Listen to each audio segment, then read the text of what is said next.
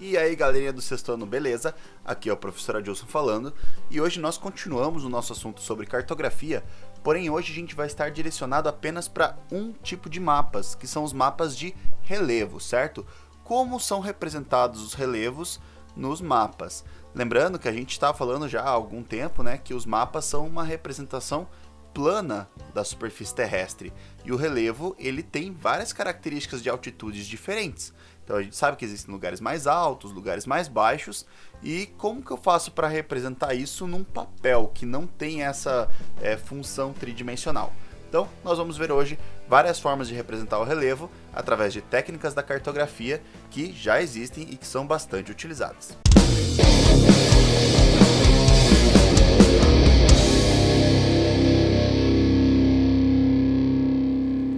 Muito bem, então, nós vamos falar hoje sobre essas formas de representação do relevo em mapas, né? Transformar uma visão tridimensional dos relevos em algo plano numa folha de papel, né? Quais são as técnicas utilizadas para isso?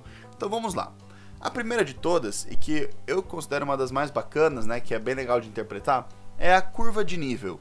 Essas curvas de nível, elas são basicamente uma forma de representação cartográfica que vai mapear todo o relevo da superfície e através das informações de altitude de cada ponto da superfície terrestre, eu vou traçar curvas de altitude aproximada que vão mostrar para mim onde tem altitude de 1000 metros, daí a minha outra curva vai ser a cada 50 metros, vamos supor assim.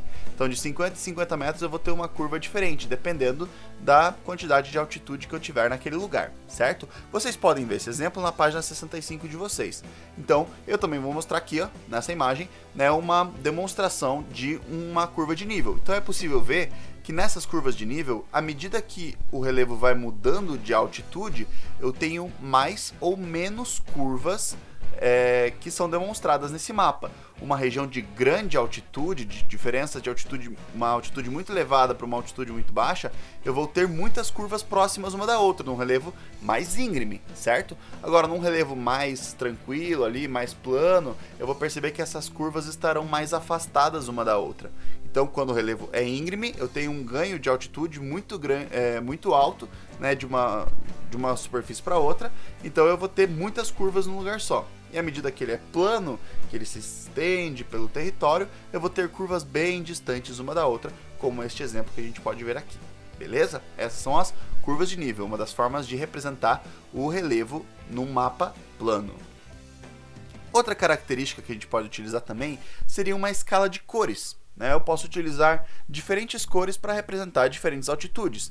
E isso também é muito comum, né, de ser utilizado, é até mais fácil a interpretação. A interpretação através das cores ela acaba sendo mais tranquila porque não preciso ficar contando quantas linhas, como por exemplo nas curvas de nível tem, né, quantas linhas tem para ver se a altitude aumentou ou diminuiu. Porém, as cores perdem detalhe, certo? Acaba perdendo uma quantidade de detalhe que na curva de nível a gente tem, né, bastante presente. Enfim, então as curvas, a gente pode ver um exemplo na página 66, aquele mapa do Brasil, ele mostra, né, toda a região brasileira com cores ali numa escala do begezinho, né, pro verdinho. Então eu consigo perceber que as áreas mais claras estão representando altitudes menores, altitudes mais baixas, e as áreas mais escuras estão representando altitudes mais elevadas. Então neste mapa, né, quanto mais escura for a cor, mais alto é o relevo daquela região. É bastante utilizado para mapas assim de áreas muito extensas, como o território brasileiro, né? Não tem como fazer um mapa de curvas de nível do território brasileiro, porque não tem nem onde caber todo esse detalhamento, né, dentro do mapa muito pequeno como esse.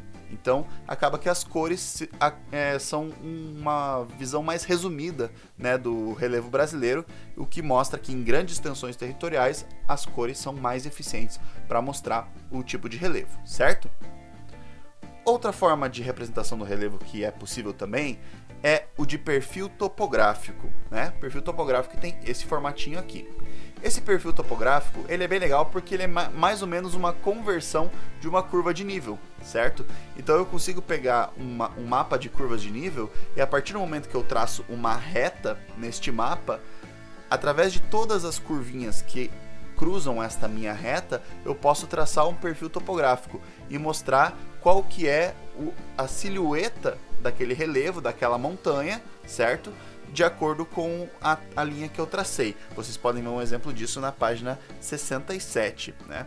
E esse é um dos tipos de detalhamento de relevo que é bem legal para quem, por exemplo, sobe montanhas ou quem quer fazer um tipo de estudo específico sobre uma área de relevo bastante acidentado, pessoal que faz caminhadas, né, que pratica ciclismo. Geralmente eles vão ver depois nos aplicativos de esportes, aparece, né, o perfilzinho topográfico, se subiu mais, se desceu mais, né, é bem legal isso aí. É um perfil também, traça-se uma linha sobre essas curvas de nível que teriam no mapa, e a partir disso você consegue ver a altitude que é elevada ou diminuída de acordo com essa linha que é traçada.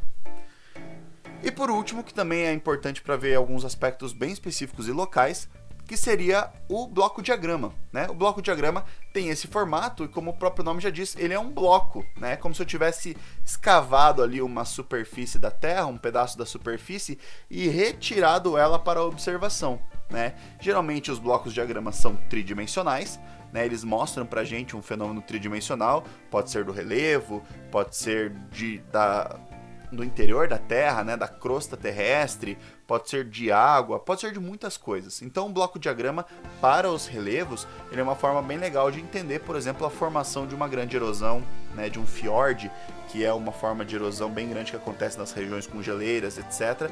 Geralmente esses tipos de fenômenos, né, uma formação de uma montanha, né, com o passar do tempo, eu posso ver tudo em bloco diagrama, sem contar nos blocos diagramas digitais, né, que eles são animados, com movimento. Isso é bem legal também para a gente entender as características de cada uma dessas áreas de relevo.